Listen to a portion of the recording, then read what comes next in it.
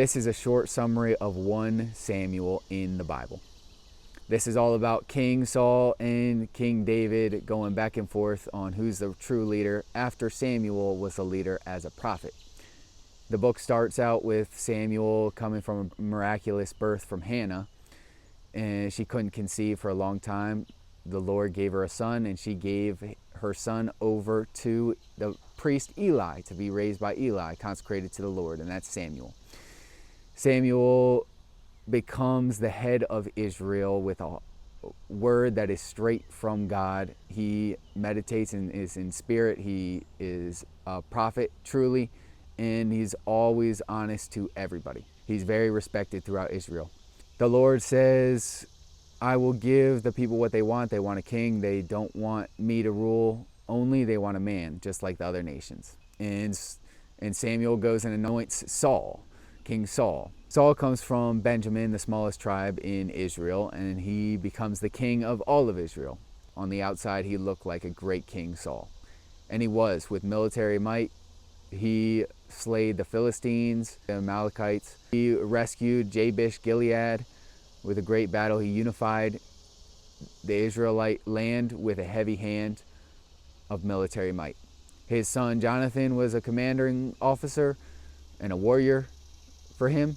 And Saul becomes a little trigger happy with the military campaigns and goes himself out without inquiring the Lord and waiting for the Lord's timing. He does his own sacrifices. He goes against what the proper order is of things in Israel.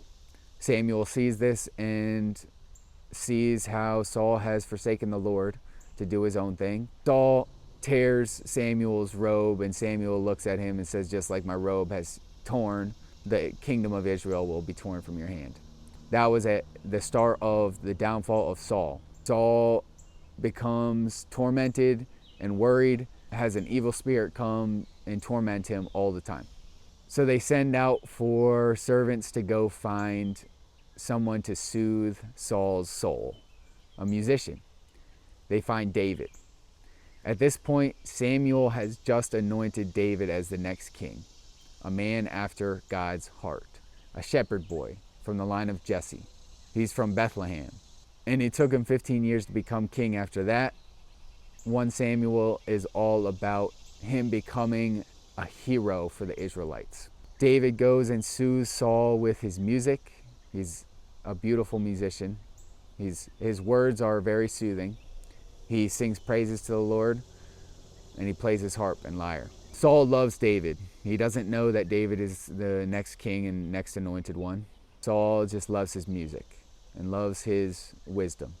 At this point, in the center of 1 Samuel, there's a great battle where the Philistines line up, the Israelites line up, and 2 hills, a valley in between, and the champion of Gath, Goliath, comes out and taunts Israel for 40 days. Nobody comes out to fight him. He taunts the Israel God, and David comes out of the fields back from his home to give supply to the warriors. He goes to the front line. He sees this happening. He sees Goliath come out and forsake and taunt and smear the name of God, their God, and he's furious at this. He says, I will go if nobody else will. Saul sees a shepherd boy initially, and David speaks to Saul with a commanding, confident voice of faith, saying, I will go slay Goliath just like I slain a bear and a lion. I will go slay him with the God of Israel at my right hand.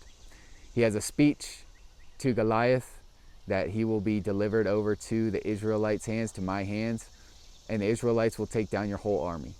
And then he throws a sling, and boom, down goes Goliath. David becomes very successful after this. He becomes a hero. Everybody knows his name. He becomes a commanding officer. He becomes best friends with the son of Saul, Jonathan, a warrior. And he takes Saul's daughter in marriage, Michal. Jonathan and Michal both help him out when Saul turns on him for jealousy. Saul wants to be the leader only, the head guy. When he sees David becoming very successful, he feels threatened. So he tries to kill David. Jonathan and Michal help him escape part of Saul's own family is turning against him. Saul becomes paranoid at all his men, and he doesn't know why everyone's conspiring against him. He goes on a manhunt with his men to find David and slays anybody in his path that has helped David escape from his hand. He puts to sword whole towns, women, children, priests. He goes on a rampage to find David. He finally finds David, and David could have killed him. Twice this happened. David always bested him. But David had mercy 2 times, and Saul blesses David for this. David is being blessed by all angles, even the people that are pursuing him. Even the commanding officer Abner, has very much respect for David. So David, as he's getting pursued, he's always looking out for King Saul's best interest and the interest of the Israelites and all the people around. David scores a couple wives along the way, and he ends up in the Philistine land fighting for the Philistines because he has to leave the Israelites that are constantly attacking him. When he's on the Philistine side, they take over Israel. David is not part of this battle. He's back at the Philistine land of Gath, and he's protecting his wives and his people back there.